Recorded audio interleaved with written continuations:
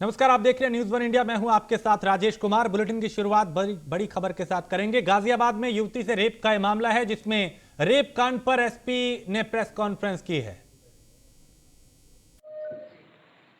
जनपद गाजियाबाद में थाना नंदीग्राम स्थित हत्या के परिप्रेक्ष्य में ये समाचार पत्रों में और विभिन्न चैनल्स में प्रसारित हुआ है।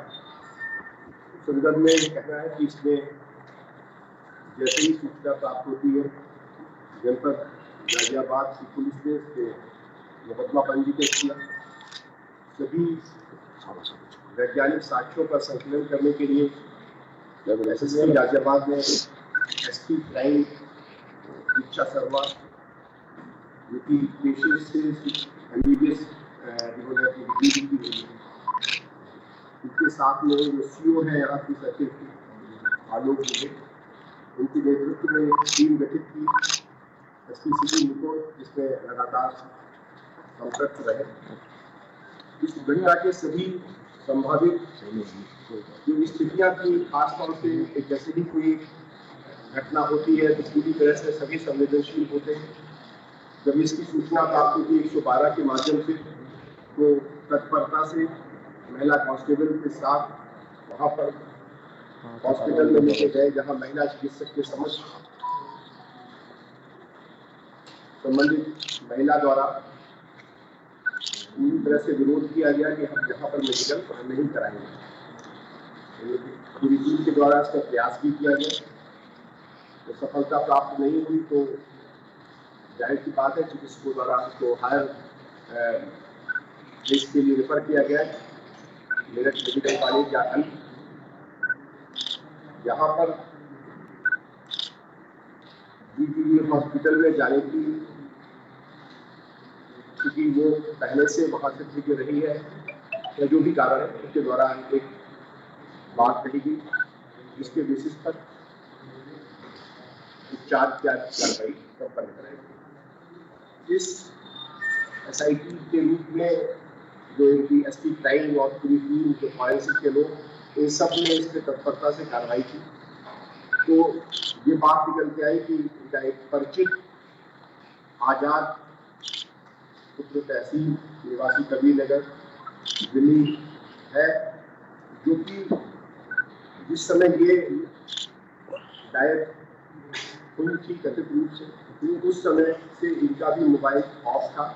और हम लोगों को प्रथम दृष्टया ये भी लगा कि इस पूरी जो एक इशू पे जो लोग इस प्रकरण में नामजद है, वहां पर कणकरनुमा कोर्ट के उनके 2 दीवानी न्यायालय के बाद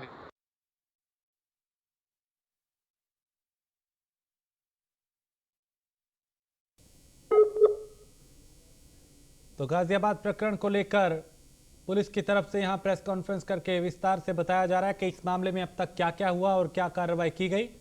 चूंकि गाजियाबाद में एक युवती के साथ गैंगरेप किया गया, उसके साथ दरिंदगी की गई, युवती अस्पताल में है और महिला सुरक्षा को लेकर इस पे सवाल उठ रहे थे।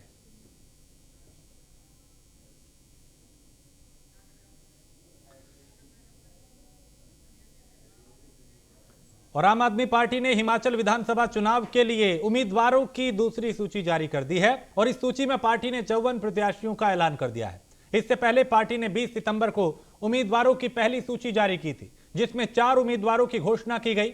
इसके साथ ही आम आदमी पार्टी ने कुल 58 सीटों पर उम्मीदवार घोषित कर दिए हैं। अभी 10 सीटों पर पार्टी ने प्रत्याशियों का ऐलान नहीं किया है। आपने सिराज विधानसभा सीट से मुख्यमंत्री जयराम ठाकुर के खिलाफ एडवोकेट गीतानंद ठाकुर को चुनावी मैदान में उतारा है।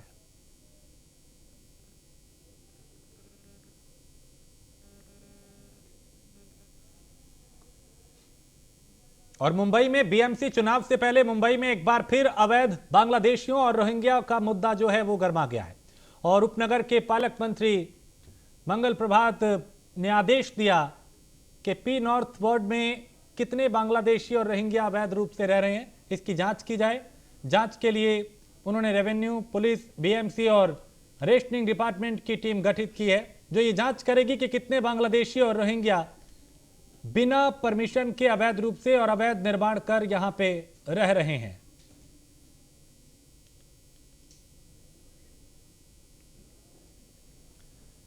हिमाचल प्रदेश के मुख्यमंत्री जयराम ठाकुर ने बीते दिनों बयान दिया था कि राजस्थान में ओल्ड पेंशन स्कीम लागू नहीं है और अब इस पर मुख्यमंत्री अशोक गहलोत ने पलटवार किया है। गहलोत ने कहा कि जयराम ठाकुर का बयान दुर्भाग्यपूर्ण है। उन्हें पता नहीं कि राजस्थान में ओपीएस लागू करने के बाद 1 जनवरी 2004 के बाद नियुक्त होकर सेवानिवृत्त हुए 100 से अधिक कर्मचारियों की पेंशन प्रकरण का निस्तारण किया जा चुका है।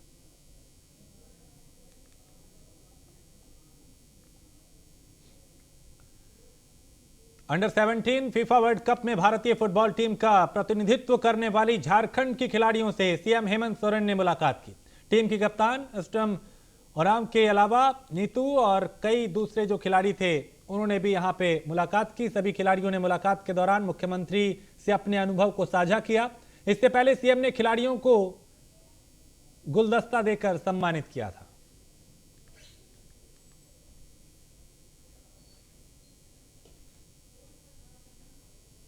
और रांची में लुगरुग और घंटाबाड़ी, धर्मगढ़, ललपिनिया और कई प्रतिनिधिमंडल ने मुख्यमंत्री हेमंत सोरेन से मुलाकात की। उन्होंने मुख्यमंत्री को इस वर्ष कार्तिक पूर्णिमा के अवसर पर 7 से 8 नवंबर को आयोजित होने वाले 2 दिवसीय अंतर्राष्ट्रीय सरना महासम्मेलन में शामिल होने के लिए आमंत्रित भी किया।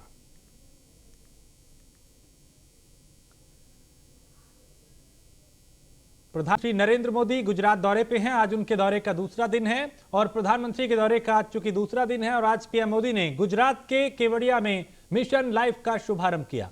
प्रधानमंत्री ने केवड़िया में मिशन प्रमुखों के 10वें सम्मेलन में भाग लिया और संयुक्त राष्ट्र महासचिव एंटोनियो और मिशन लाइफ पर्यावरण के लिए जीवन शैली पुस्तिका, लोगो और टैगलाइन के शुभारंभ पे प्रधानमंत्री के साथ वो शामिल हुए। इस दौरान प्रधानमंत्री ने कई बातों का जिक्र किया। क्या कुछ कहा, उन्हें सुनते हैं।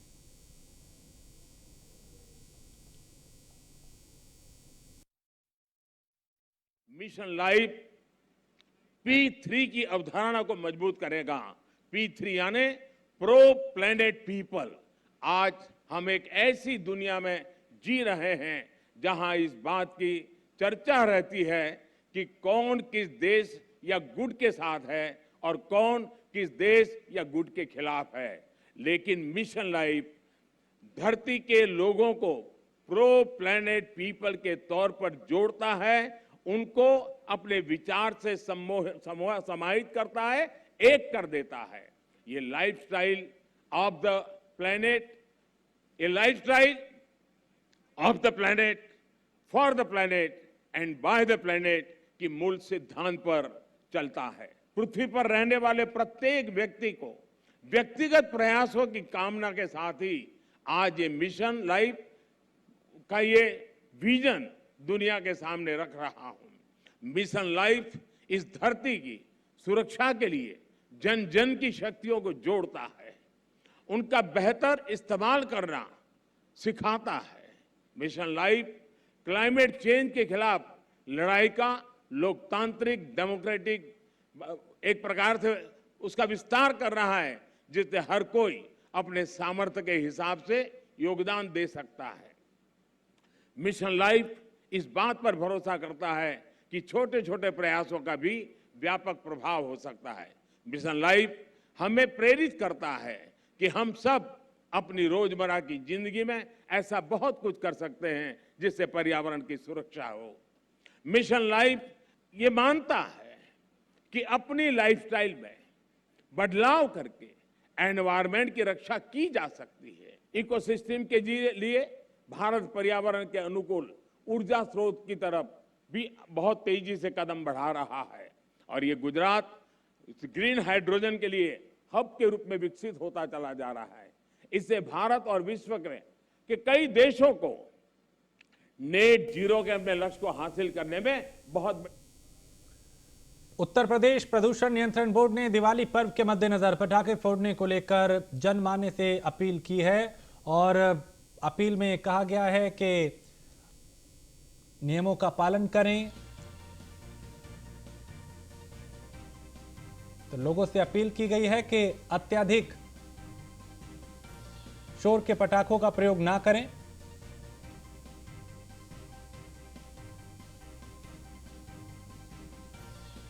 तो उत्तर प्रदेश प्रदूषण नियंत्रण बोर्ड ने अपील की है कि शांत क्षेत्रों में किसी भी समय पटाखों का जो शोर है वो ना हो, इस बात का ख्याल रखा जाए। तो प्रदेश के स्कूलों के प्रबंधक, प्रधानाचार्य विद्यार्थियों को वायु एवं ध्वनि प्रदूषण के कुप्रभावों के संबंध में शिक्षित करें। मात्र हरित पटाखों का निर्धारित समय सीमा के अंतर्गत ही प्रयोग करें, इस तरह की अपील यहां पे की गई है।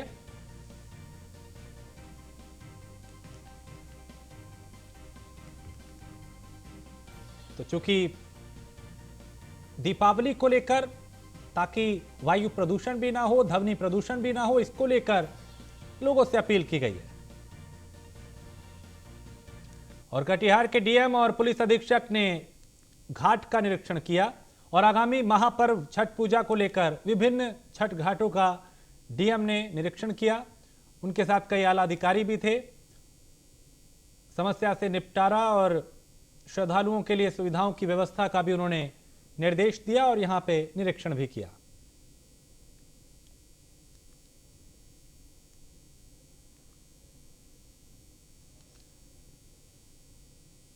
और बिहार सरकार में अल्पसंख्यक कल्याण मंत्री मोहम्मद जमा खान कैमूर पहुंचे और इस दौरान पत्रकारों के सवालों का जवाब देते हुए कहा कि प्रधानमंत्री को देश के बारे में सोचना चाहिए। देश काफी परेशान हो रहा है, देशवासी परेशान हो रहे हैं और उसके बारे में सोचना चाहिए। देश के मुखिया हैं, उनको सब समाज के लोगों को लेकर साथ चलना चाहिए और विकास की बात करनी चाहिए। ऐसा है, प्रधानमंत्री को भी देश के बारे में सोचना चाहिए। देश परेशान हमारा है, देश कैसे जा रहा है उसके बारे में वो भी सोचें। जब प्रदेश के मुखिया हैं तो उनको बारे में हर समाज में चलना चाहिए, सबको लेकर चलना चाहिए, विकास की बात करना चाहिए। वो तो जहां जाते हैं मंच पर ऐसी हरकतें, ऐसी बातें करते हैं, विकास को लेना। और नवजोत सिंह सिद्धू की तबीयत बिगड़ी है। चेकअप के लिए पटियाला के राजेंद्र अस्पताल के मल्टी सबलिस्ट अस्पताल में उनको लाया गया है। बता दें कि कल नवजोत सिंह सिद्धू की लुधियाना में पेशी होने से पहले ही सेहत बिगड़ी है। नवजोत सिंह सिद्धू की छाती में दर्द उठने से उनको इलाज के लिए पटियाला के अस्पताल में लाया गया और उसके बाद टेस्ट के बाद पटियाला जेल में शिफ्ट किया गया।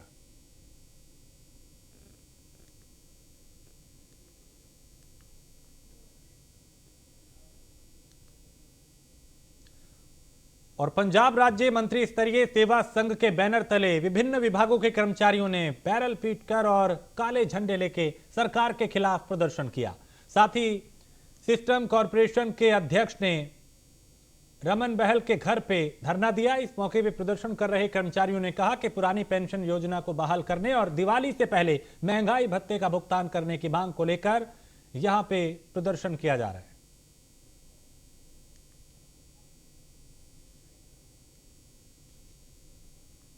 10 ਤਰੀਕ ਤੋਂ ਕਲੈਰੀਕਲ ਕਾਮੇ ਦੀ ਪੈਨ ਡਾਊਨ ਸਟ੍ਰਾਈਕ ਹੁਣ ਤੱਕ ਲਗਾਤਾਰ ਚੱਲ ਰਹੀ ਆ।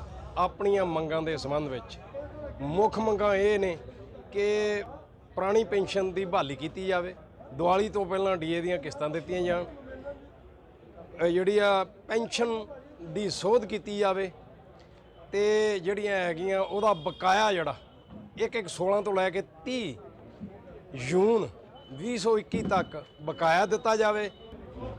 ਜਥੇਬੰਦੀਆਂ ਦੀਆਂ ਮੁਲਾਜ਼ਮਾਂ ਦੀਆਂ ਸੀਗੀਆਂ ਔਰ ਉਹ ਮੈਂ ਦੇਖ ਰਿਹਾ ਵੀ ਤਕਰੀਬਨ ਸਾਰੇ ਹੀ ਦਫ਼ਤਰ ਨੇ ਅੱਜ ਜੋ ਇੱਥੇ ਆਏ ਨੇ ਉਹਨਾਂ ਨੇ ਆਪਣਾ ਰੋਸ ਵੀ ਕੀਤਾ ਵਾ ਔਰ ਕਿਉਂਕਿ ਅਸੀਂ ਸਰਕਾਰ ਦੇ ਵਿੱਚ ਆ ਸਾਡੀ ਡਿਊਟੀ ਬਣ ਜਾਂਦੀ ਆ ਵੀ ਜਿਹੜਾ ਕੋਈ ਰੋਸ ਕਰਦਾ ਉਹਦੀ ਗੱਲ ਚੰਗੀ ਤਰੀਕੇ ਨਾਲ ਸੁਣੀ ਜਾਵੇ, ਉਹਦਾ ਦੁੱਖ ਦਰਦ ਸਮਝਿਆ ਜਾਵੇ।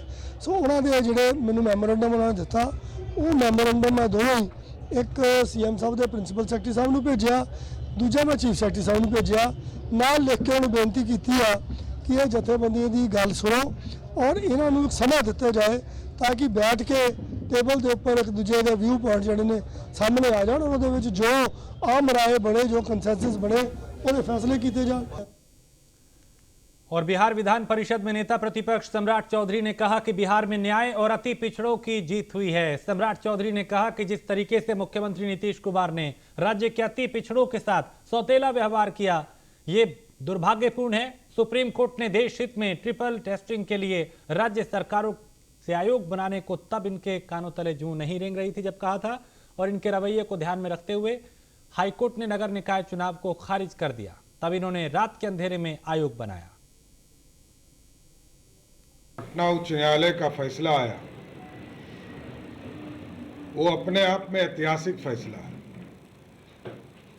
ये लोकतंत्र की जीत है और अति पिछड़े समाज की जीत है। जिस तरह रात के अंधेरे में आयोग का गठन किया गया, इससे यह स्पष्ट है कि इन पिछले 15 दिनों से 4 अक्टूबर को पटना हाईकोर्ट के आदेश के बाद बॉलीवुड अभिनेता रितेश देशमुख और उनकी पत्नी की कंपनी देश एग्रो प्राइवेट लिमिटेड को लेकर विवाद खड़ा हो गया है। ये मामला महाराष्ट्र के लातूर में महाराष्ट्र औद्योगिक विकास निगम क्षेत्र में इनकी कंपनी को करीब 2.55 लाख वर्ग मीटर की एक जमीन आवंटित करने से संबंधित है।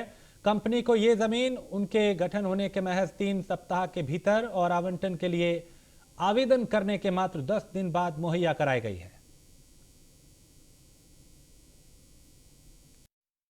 देश एग्रो प्राइवेट लिमिटेड एक निजी कंपनी है। इस कंपनी की स्थापना 23 मार्च 2021 को हो गई। इस कंपनी के मालिक रितेश देशमुख और उनकी पत्नी जेनेलिया देशमुख, ये दोनों ही इस कंपनी के मालिक है। ये कंपनी भूखंड के लिए प्लॉट के लिए MIDC को ये कंपनी ने 5 अप्रैल 2021 को आवेदन दिया।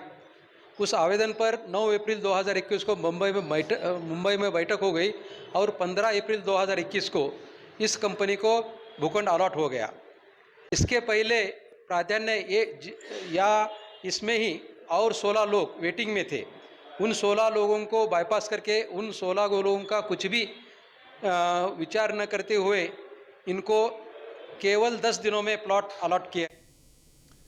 भागलपुर के मायागंज अस्पताल के नर्सिंग छात्रावास से ब्रेस्ट कैंसर से बचाव को लेकर एक जागरूकता अभियान निकाला गया। इस दौरान मायागंज अस्पताल के अधीक्षक डॉक्टर असीम दास ने कहा कि महिलाएं जानकारी के अभाव में अक्सर ब्रेस्ट कैंसर से शिकार हो जाती हैं उसकी, और जिसको लेकर जागरूकता बेहद जरूरी है।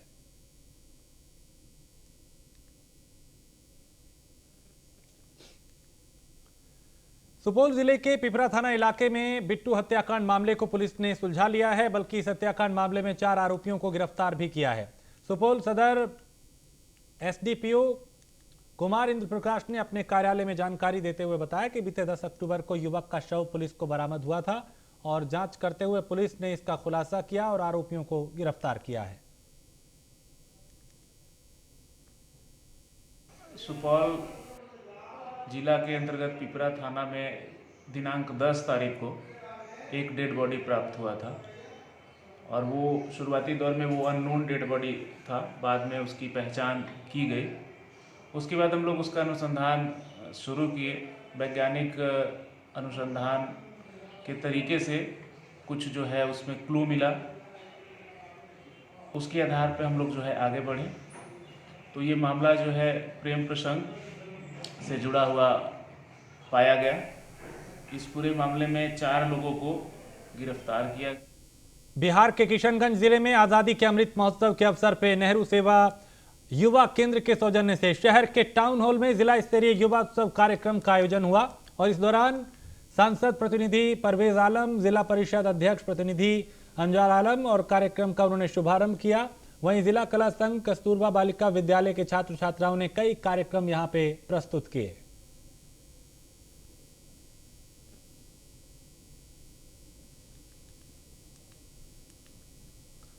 बिहार में निकाय चुनाव को लेकर सरकार द्वारा हाईकोर्ट में अपने पक्ष रखने और आयोग गठन को लेकर जेडीयू कार्यकर्ताओं में काफी उत्साह है और इस बीच रोहतास के सासाराम में जेडीयू कार्यकर्ताओं ने जुलूस निकाल के बिहार सरकार के समर्थन में नारे लगाए और सरकार एवं कोर्ट के प्रति धन्यवाद दिया।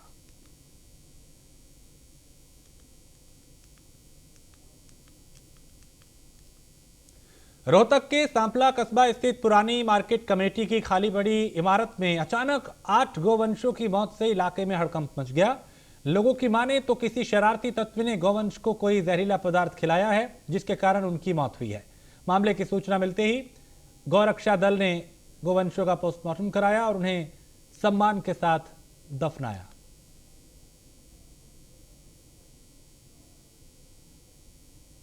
घटना है, मेरे पास कॉल आया था वर्मा जी का कि यहाँ मार्केट कमेटी में 8-10 गोवंश की मृत्यु होगी, लेकिन कारणों का पता नहीं है अभी तक।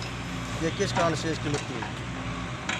तो क्या लग रहा है, क्या पुलिस भी मौके पे पहुंची है? देखिए यहाँ पे कूड़े का स्थान भी बना रखा है, कूड़ा भी पड़ता है और किसी के द्वारा जहर की भी अनुशंसा है कि भाई जहर दिया गया हो या भाई कुछ और भी बात हो सकती है। क्या पुलिस को भी मौके बुलाया है? हाँ, डॉक्टर पुलिस भी मौके पर आई हुई है, चौकी इंचार्ज हमारे साथ हैं, डॉक्टर की टीम भी आई हुई है और अब इनका पोस्टमार्टम होकर इसके कार्रवाई की गई।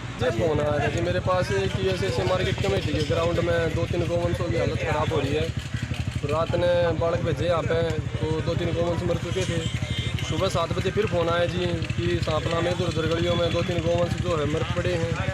तो आगे यहाँ पे देखा तो 8 गौवंशों की मृत्यु हो चुकी थी। सुबह सूचना मिली थी इसके बारे में कि पुरानी मार्केट कमेटी ग्राउंड में कुछ गौवंश मरे पड़े हैं। मौके पर पुलिस पहुंची, वहाँ जाके देखा तो 7 खाकड़ थे और 1 गाय थी जो वहाँ पर मरे पड़े थे। डॉक्टर साहब की टीम बुलवाई गई, बोर्ड 2 का मेडिकल करवाया गया, पोस्टमार्टम। मुंबई क्रिकेट संघ के चुनाव को लेकर शरद पवार और आशीष शेलार के पैनल इस बार मैदान में है और चुनाव से पहले पवार शेलार पैनल की तरफ से डिनर का आयोजन किया गया, जिसमें महाराष्ट्र के मुख्यमंत्री एकनाथ शिंदे, उप मुख्यमंत्री देवेंद्र फडणवीस समेत प्रदेश के कई बड़े नेता एक ही मंच पर मौजूद रहे। कार्यक्रम के दौरान महाराष्ट्र में हुए सत्ता परिवर्तन की तुलना एकनाथ शिंदे ने क्रिकेट से की। उन्होंने कहा कि थोड़ी बल्लेबाजी मुझे भी आती है, जब भी मौका मिलता है वो बल्लेबाजी करते हैं।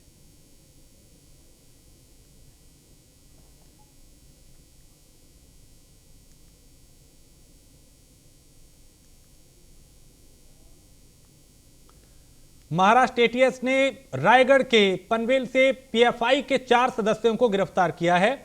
गिरफ्तार लोगों में प्रतिबंधित संगठन की राज्य विस्तार समिति का एक स्थानीय सदस्य और स्थानीय इकाई का एक सचिव और 2 अन्य कार्यकर्ता शामिल हैं। पुलिस अधिकारियों की माने तो एटीएस को सरकार द्वारा प्रतिबंधित पीएफआई के 4 सदस्यों की जानकारी मिली थी, जिसके बाद यह कार्रवाई की गई।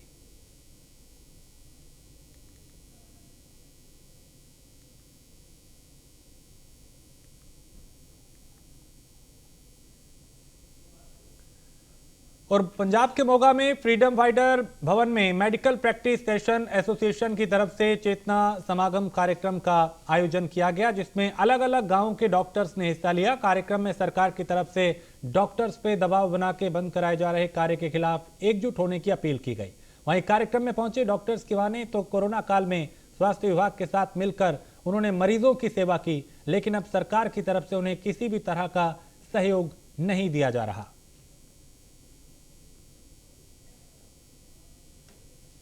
और इसी के साथ इस बुलेटिन में फिलहाल इतना ही। आप बने रहिए न्यूज़ 1 इंडिया के साथ।